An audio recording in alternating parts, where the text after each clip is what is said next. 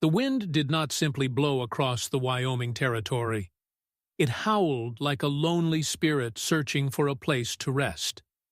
In the year 1885, survival for a woman depended on two things only: the strength inside her chest, or the shadow of the man who stood beside her. Sarah Winslow stood alone on a frozen train platform and knew she had already lost one of those things. She had lost everything back east when a silver mine collapsed and buried her future under stone and debt. The last of her money had bought her a one-way ticket west. Now she stood at the Lamb station with one small trunk and numb fingers, staring at the man everyone whispered about. They called him Ragged Caleb.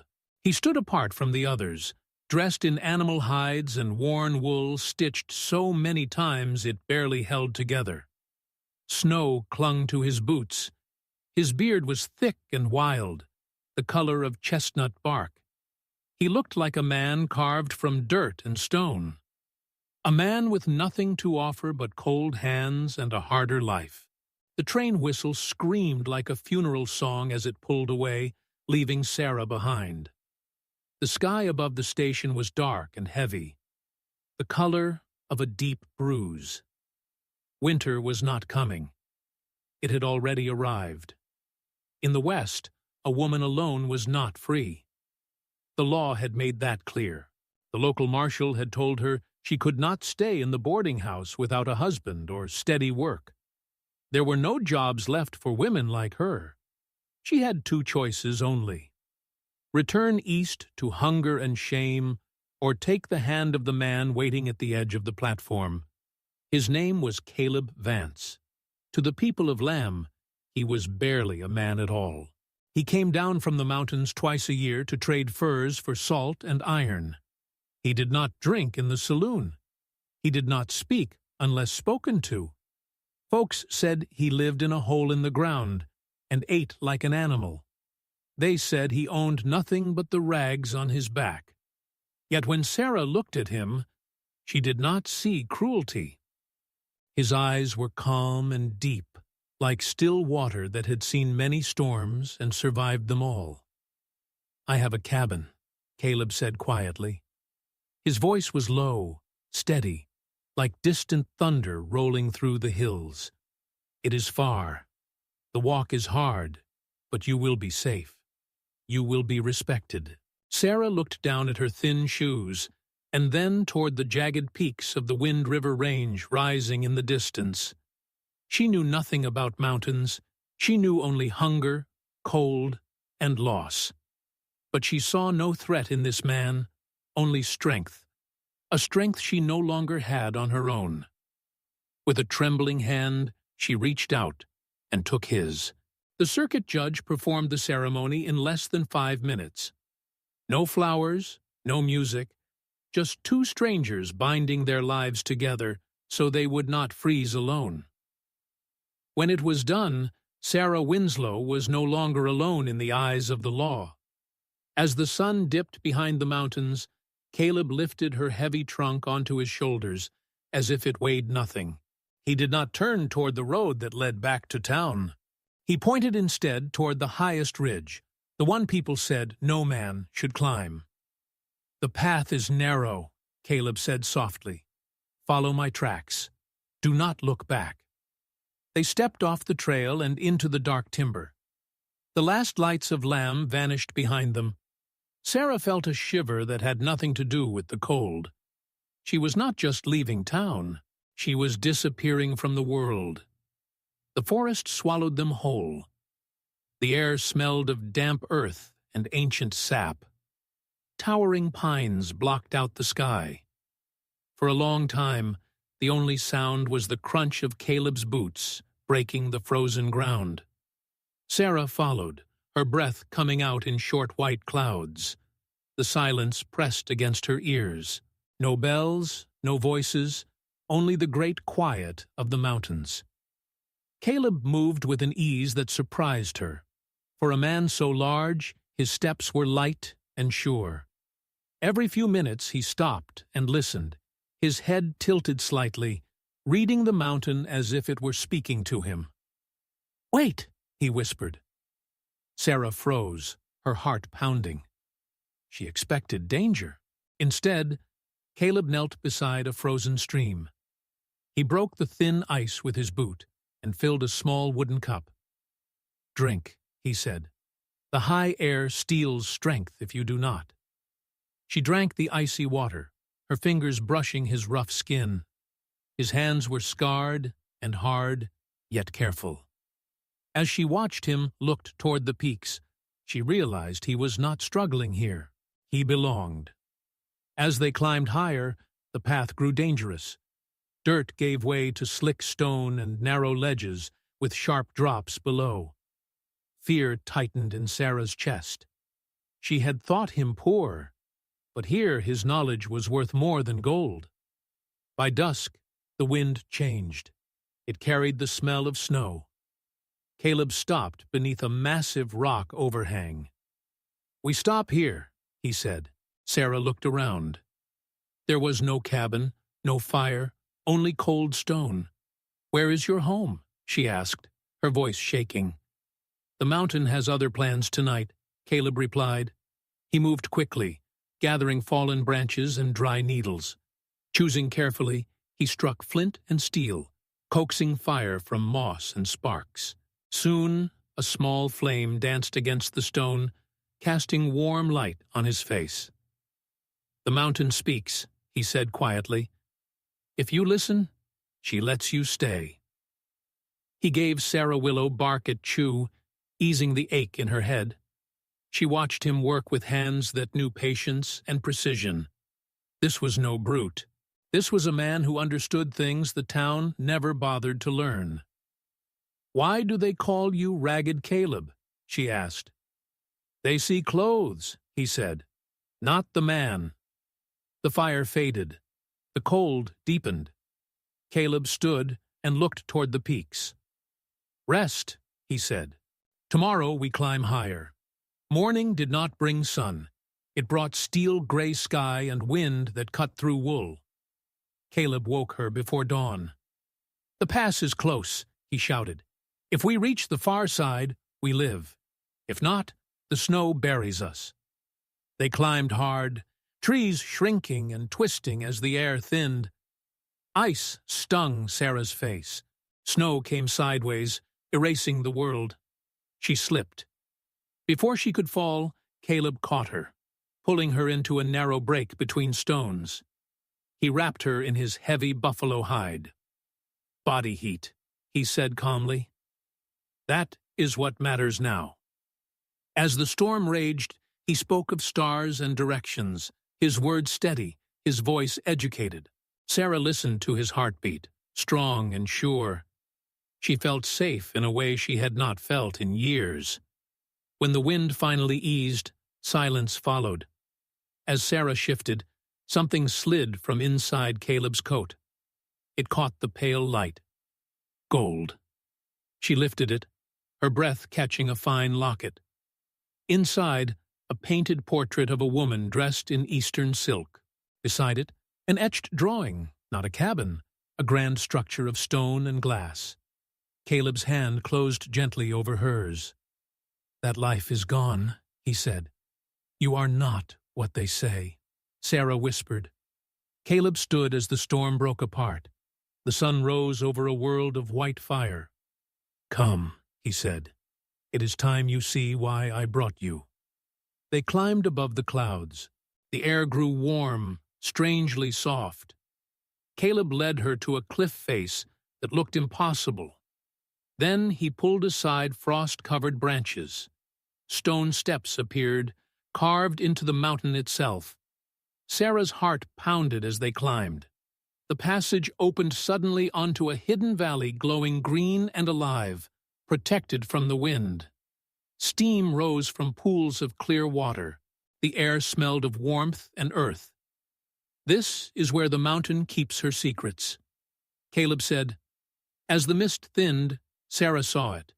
A massive structure of cedar and quartz rising from the stone, catching the light like a dream. Her breath failed her. "That," Caleb said softly, "is home."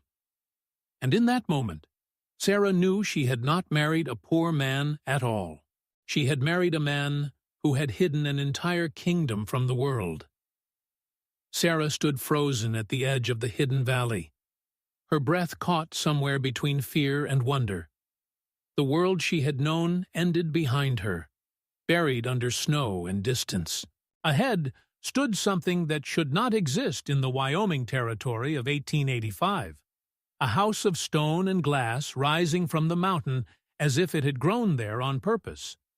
Caleb waited beside her, giving her time. He did not rush her forward. He understood that some truths needed silence before they could be accepted. They walked slowly down into the valley. With every step, the air felt warmer, softer. Steam drifted from clear pools scattered among the rocks. Green plants clung to life where no green should exist. Sarah bent down and touched the ground. It was not frozen. It was alive. "The mountain bends here," Caleb said. "The ridges block the wind. The springs warm the earth. It stays hidden unless you know where to look." Sarah tried to speak, but no words came. She had crossed hunger, cold, and fear to get here, and now she stood in a place that felt untouched by suffering. They reached the house as the sun sank low, painting the quartz walls in gold and violet. The structure was massive but gentle.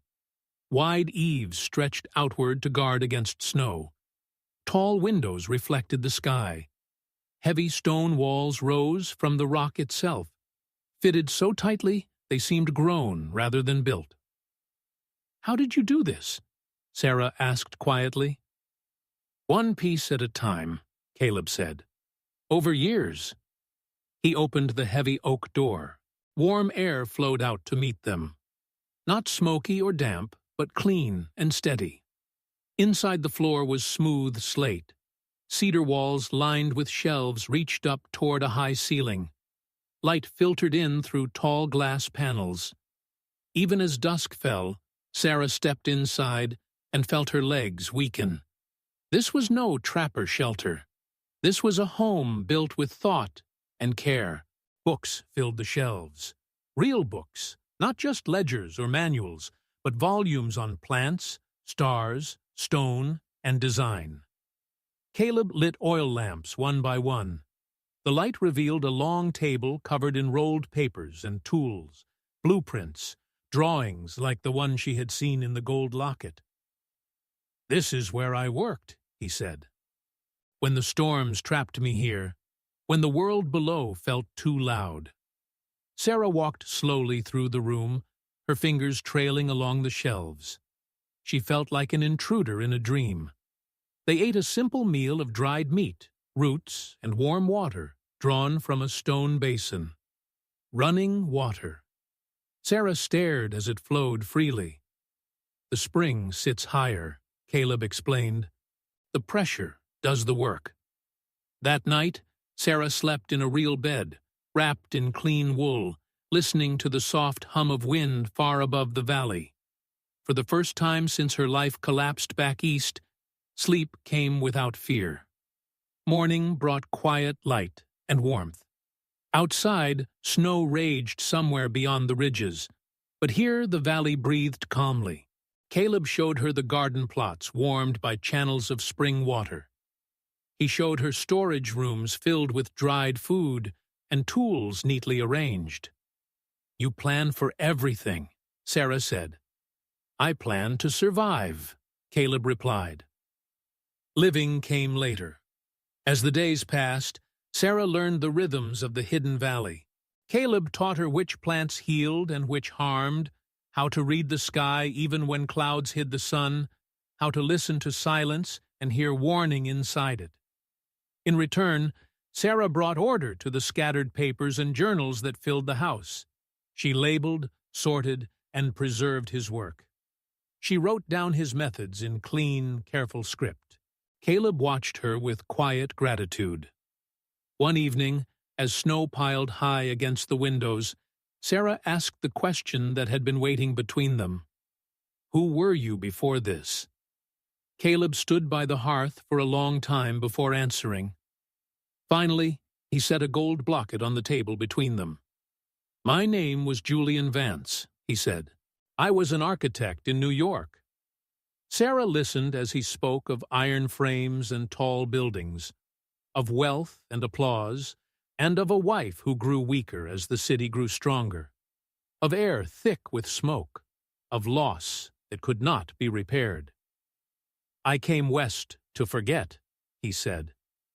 "But the mountain does not let you forget. It strips you down until only truth remains." Sarah reached for his hand. "You didn't run," she said. "You built something better." The wind howled beyond the ridges, but inside the house of stone and light, two lives slowly began to knit together. And far below, the world believed ragged Caleb had vanished into the cold, never knowing that above the clouds a new beginning had already taken root. Winter closed around the Wind River Range like a clenched fist.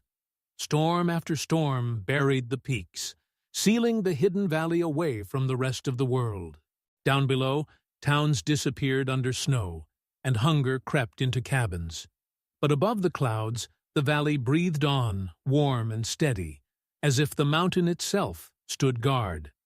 Inside the house of stone and light, life took on a quiet rhythm. Each morning, Caleb checked the water channels and the garden beds warmed by the springs. Sarah learned to harvest winter greens and dry roots for storage. She learned how to read the subtle signs of weather that never reached the valley floor, but still whispered their warnings. At night, they sat by the hearth as the wind roared far above them, unable to reach their walls. Sarah read aloud from books Caleb had carried piece by piece into the mountains. Histories, poetry, plans for buildings never built. Caleb listened, sketching as she read, his hands steady, his mind alive again. The man the town called Ragged Caleb slowly faded. In his place stood a man who laughed softly, who spoke of ideas, who planned not just survival, but a future. One evening, as snow pressed thick against the windows, Sarah stood in the library, holding a small stack of journals.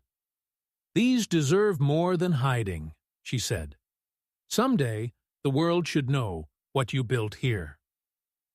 Caleb looked at her, the firelight catching in his eyes. "I didn't build this for the world," he said. "I built it so one's soul could breathe freely." Sarah stepped closer. "Then let me be that soul," she said, "with you." Spring came late to the high country, but when it arrived gently. Snow melted into singing streams. New shoots pushed through the warmed soil. The valley filled with color and life. Together, they expanded the house. A new wing grew from stone and timber. Windows opened toward the morning sun. Caleb's sketches took shape under Sarah's careful planning. Where grief had once guided his hands, hope now did. Far below, rumors spread. Trappers spoke of steam rising from impossible heights.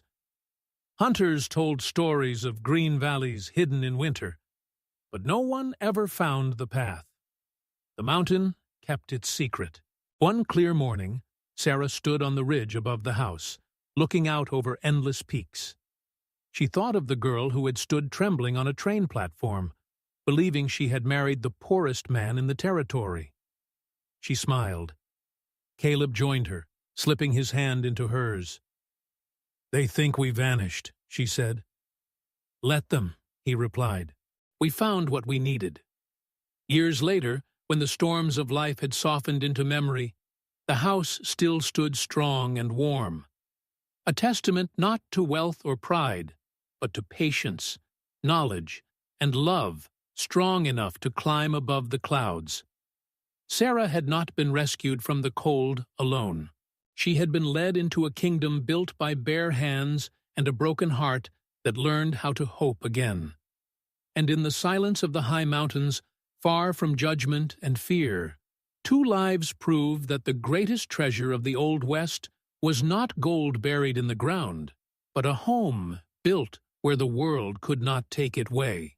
3 hard knocks struck Clara Whitmore's cabin door, sharp and sudden, like gunshots in the night. She froze where she stood, one hand wrapped around a wooden spoon, the other steadying the small iron pot hanging over her fire. Outside, the wind screamed across the Wyoming ridge, hurling snow against the walls in thick white waves. The storm had come early that winter, mean and wild. No one climbed this mountain once the snow began to fall. No one with sense, anyway. Her cabin was small, built by her father's hands, and held together now by her stubborn will. Since his death 2 winters ago, Clara had lived alone, fighting cold, hunger, and loneliness with the same quiet grit that had kept her father alive for 30 years on that land. The knock came again, not loud this time. Weak. Clara reached for the rifle above the mantel, but her heart pounded so hard she could feel it in her throat. The last strangers who had knocked at her door had laughed at her patched dress and the thinness of her stew before riding off into the night. But this knock did not sound proud. It sounded desperate. She stepped toward the window, wiping frost from the glass with her sleeve. Through the swirling snow, she saw a tall cowboy standing against the storm. His coat was heavy but stiff with ice. One arm held a small boy against his chest. The child's head hung low, limp with exhaustion. Behind them, 2 horses stood bowed against the wind, ribs showing, legs trembling. The boy's lips were blue. Clara swallowed hard. Her father's voice rose in her memory, firm and steady. Hospitality ain't optional in a storm. She set the rifle down and opened the door. The wind burst inside and carrying snow across her floor. The cold cut through her thin shawl like a blade. The cowboy stepped forward, boots heavy with ice. Up close, she saw the lines on his face, deep and worn, and eyes dark with something that went beyond fatigue. "Ma'am," he said, just that one word, but it carried miles of fear and a father's helplessness. Clara stepped aside. They entered, bringing the storm with them. She shut the door fast, and the roar outside softened to a distant howl against the logs. "By the fire," she said quickly. The cowboy knelt near the hearth and gently lowered the boy to the rug. Clara grabbed her only spare quilt, the one her mother had stitched before she passed, and wrapped it tightly around the child. He could not have been more than 8. His clothes were fine, though worn from travel, and his boots were expensive leather, not the kind a drifter's child usually wore. His hands, though frozen, were soft. "How long you been riding?" Clara asked, pouring water into her kettle. "Too long," the cowboy replied, voice rough. She brewed weak coffee and ladled stew into 2 chipped bowls. The boy woke slowly as warmth reached him. His eyes opened bright blue like summer sky. "Thank you, miss," he whispered, polite and careful in his speech. Clara felt something soften inside her chest. The boy ate with hunger. The cowboy barely touched his food. He watched his son like a man guarding treasure. Night deepened. Snow hammered the walls. Clara added another log to the fire. She felt the cowboy's gaze follow her movements, not with threat, but with something gentler. Gratitude, maybe. And her disbelief that kindness still lived in places like this. When the boy finally slept, the cowboy stood at the window, staring into the storm. They're not just lost, Clara realized. They're running. Morning came pale and gray. The storm had weakened, but still held the mountain tight. Clara rose quietly and began making biscuits from the last of her flour. She added plum jam she had been saving for Christmas. The cowboy stood and helped without being asked. He moved with ease in her small kitchen, the way a man does who has worked hard most of his life. The boy woke and looked around the cabin. "Where are we, P?" he asked. "Safe," the cowboy said softly. "For now." Clara Ara noticed things as they ate. The horses outside were strong-boned and well-bred. Even tired, they held themselves proud. The boy's manners were careful, yet refined. The cowboy's coat, though worn, had been stitched with skill, not cheaply made. These were not ordinary drifters. "How far were you headed?" she asked. "Far enough," the cowboy answered. A pause stretched between them. "You can't ride today," Clara said firmly. "Your horses are spent." "Your boy nearly froze." The cowboy's jaw tightened. "We could work," he said after a moment. "For our keep." Clara looked around her cabin. The barn door sagged. The fence leaned. The firewood pile was nearly gone. Since her father died, she had been fighting alone to keep the place standing. 3 days, she said. 3 days, he agreed. The boy smiled for the first time. "I'm Tommy," he said brightly. "This is my paw." "Nathaniel," the cowboy added quietly. "Clara," she replied. They shook hands across her rough wooden table, and his grip was calloused, but careful. She felt the warmth of it long after he let go. That afternoon, Nathaniel split wood with steady rhythm. Each swing of the axe echoed across the ridge. Clara stood at the window, listening to that sound, a sound she had not heard since her father's axe had fallen silent. Tommy gathered eggs from the coop, laughing when one hen chased him. His laughter filled her yard like sunlight, breaking through clouds, breaking. That evening, as the sky cleared and stars appeared sharp and bright, Clara felt something she had not felt in years. Her home no longer felt empty, but as she watched Nathaniel from across the firelight, she saw the weight in his eyes. The way he studied the horizon whenever he thought she was not looking. They were not just travelers caught in a storm. They were hiding from something, and Clara had just opened her door to it. The third morning dawned clear and sharp. The storm finally broken. Snow covered the ridge in thick white layers that sparkled under the rising sun. Smoke curled from Clara Ara's chimney in a thin gray line. For the first time in days, the valley below was visible. The trail down the mountain could be traveled now. Clara stood at the stove stirring oats, her chest tight with a feeling she did not want to name. Outside, she heard Nathaniel saddling the horses. Tommy's small voice carried across the yard. "Pa, do we have to go?" Clara closed her eyes. "Yes, son," Nathaniel answered gently. "We can't stay where we ain't invited." The words cut deeper than they should have. Clara stepped outside, wrapping her shawl tighter. The cold bit her cheeks, but it was nothing compared to the ache in her chest. Nathaniel worked quietly, tightening straps, checking hooves. He did not look at her. Tommy sat on the porch steps, shoulders slumped. "You're leaving," Clara said softly. "Trails are clear," Nathaniel replied. "We've taken enough of your kindness." "You haven't." "We have." His voice was steady, but she could hear the struggle beneath it. Tommy looked up at her, eyes bright with unshed tears. "Miss Clara, can't we stay just one more day?" Clara swallowed hard. Nathaniel stepped closer to his horse and ran a hand along its leg. "The shoe," Clara Ara said suddenly. "One of them's loose." Nathaniel frowned and crouched down. The shoe was fine, but from where he stood, he could not see clearly.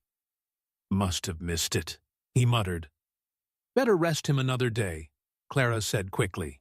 H can't risk blaming him. Their eyes met. He knew she was lying. She knew he knew. But after a long second, he nodded. "One more day," he said. Tommy let out a small cheer and threw his arms around Clara's waist. She laughed, despite the tears burning behind her eyes. That day felt different. They worked side by side in the kitchen. Clara showed Tommy how to mix soap from ash and lye.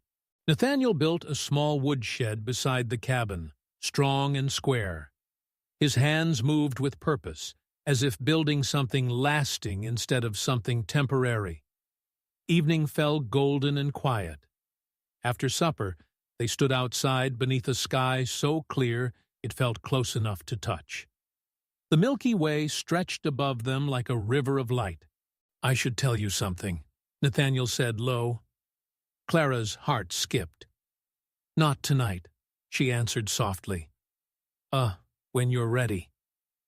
He looked at her with surprise, then something warmer. Inside, Tommy called out from a bad dream. Nathaniel went to him quickly, his voice gentle as he calmed the boy. Clara remained on the porch, staring at the stars. She was falling for them, both of them, and she still did not know who they truly were. The next afternoon, riders appeared at the bottom of the ridge. 3 men. They rode hard and fast.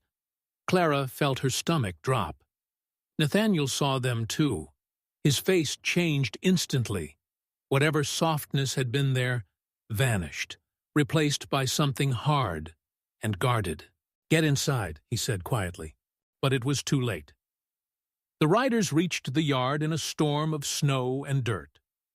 The one in front sat tall in his saddle, dressed in fine wool and polished boots, but his face carried the easy arrogance of a man who had never struggled a day in his life.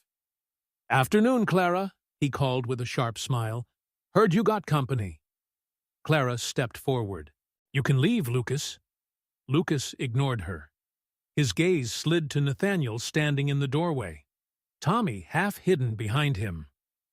"Well, now," Lucas said. "Who's this?" Nathaniel did not answer.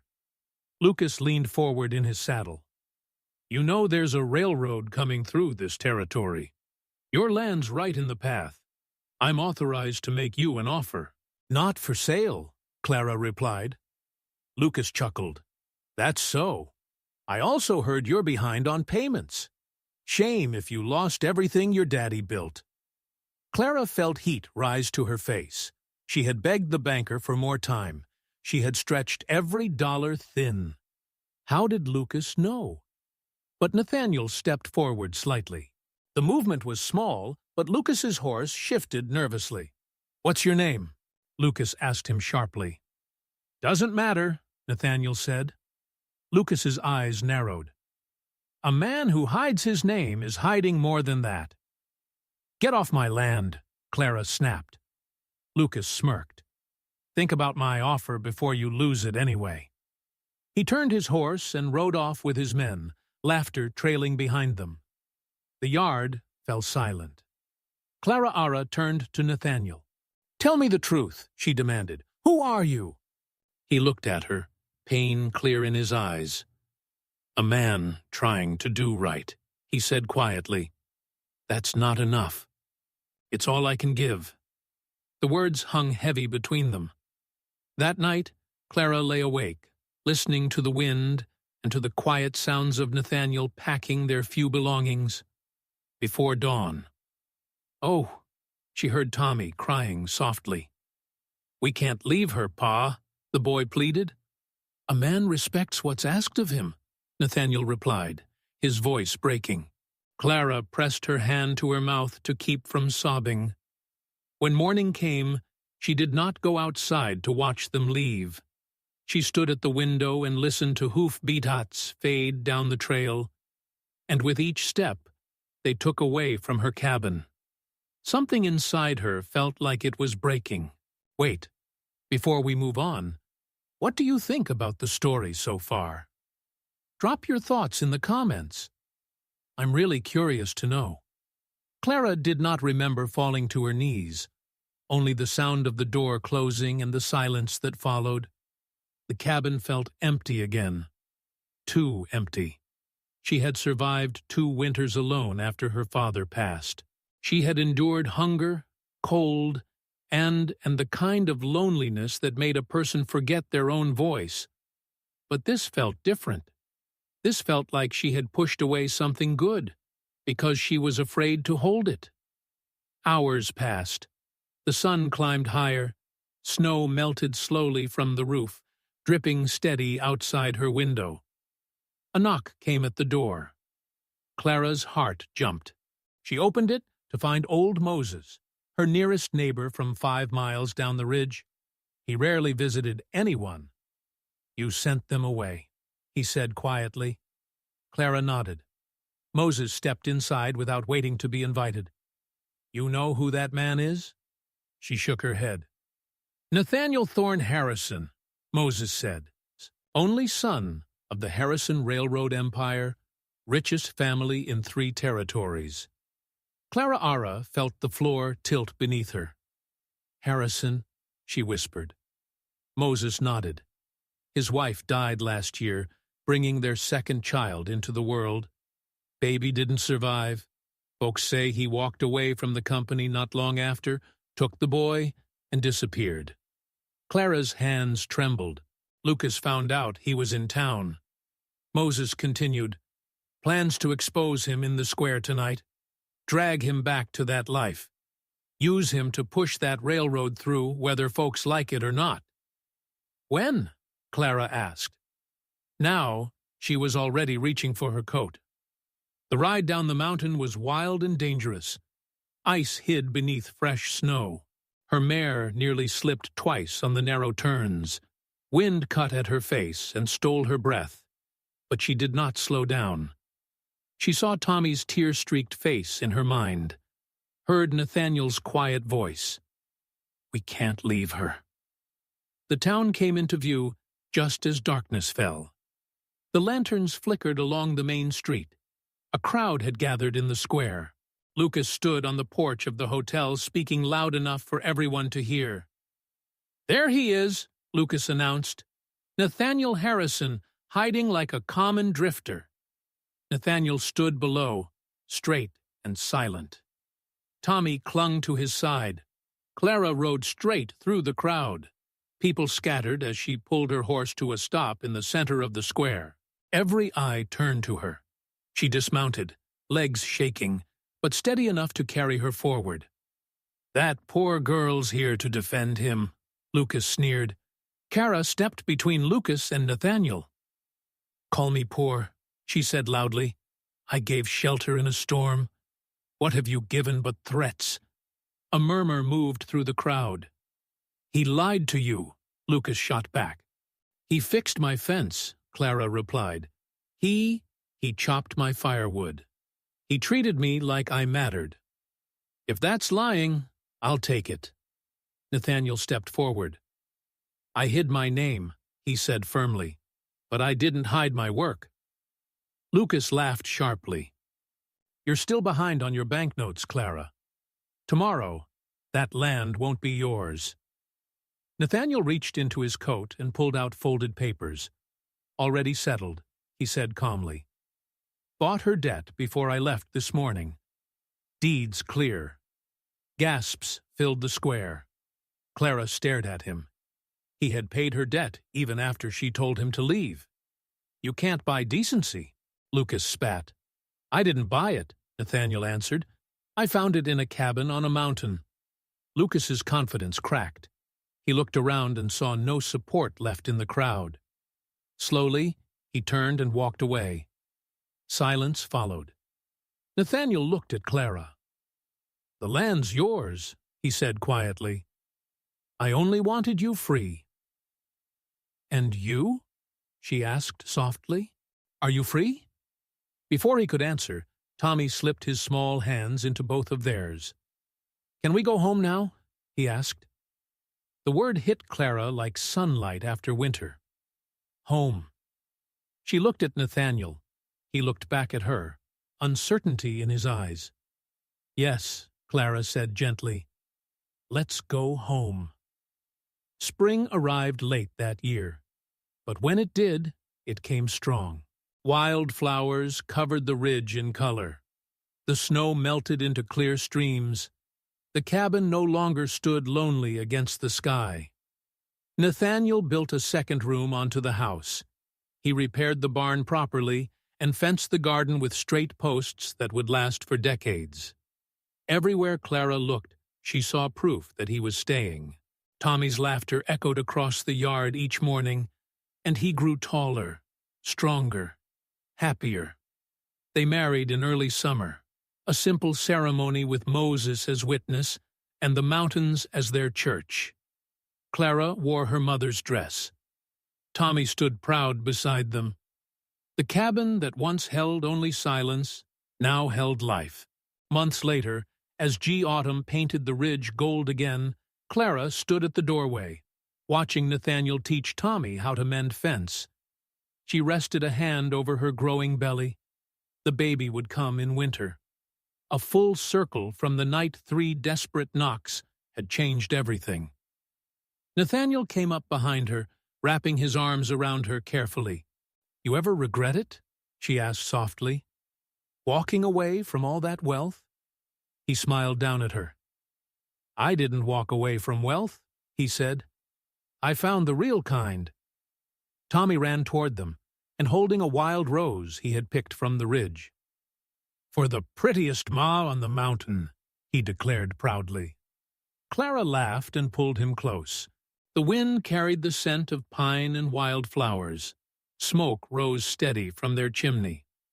The storm that once brought strangers to her door had given her something she never knew she needed. She had opened her home to a tired cowboy and his grieving son. And somewhere between the firewood and the fences, between truth and trust, they had stopped being strangers. They had become family. And this time, when the wind knocked against her door, Clara did not feel afraid. She felt grateful because she knew exactly who stood inside her home, and she knew she would never be alone.